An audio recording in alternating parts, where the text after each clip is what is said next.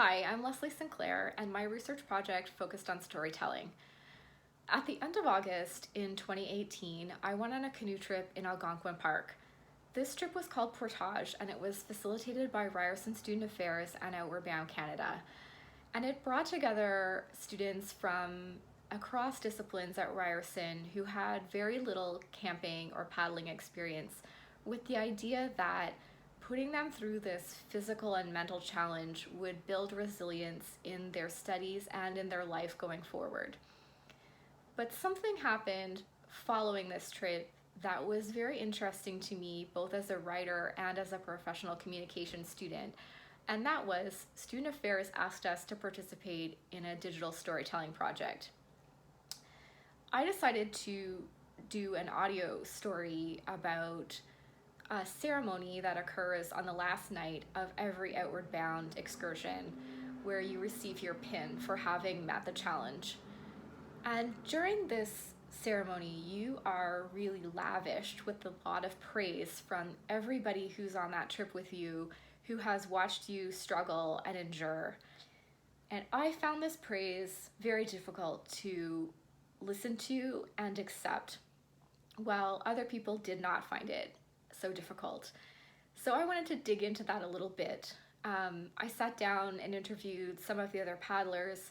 I interviewed a gentleman at Outward Bound, and I spoke to a psychologist at Ryerson to try and figure out what was going on here. And this project ended up being really meaningful to me in some surprising ways. Of course, the project itself was interesting and impactful to me, but also through the course of working on it, we met with the other paddlers a few more times to sort of do show and tell on what we were working on. And that absolutely solidified some of the relationships that began on the trip that might not have continued on into the future if it weren't for that extra time together. And it also encoded some of those experiences into my mind as we sat and reminisced together. So I wondered, did other people feel the same way about their storytelling projects as I did? And so that's what my research sets out to answer. How did people experience their storytelling projects?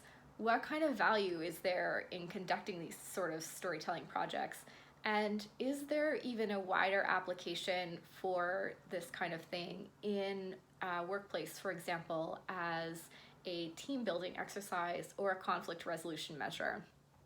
So I sat down with 4 paddlers from across 2 cohorts of Portage and conducted qualitative interviews while we built a communal artifact, which was a mobile that turned out really lovely.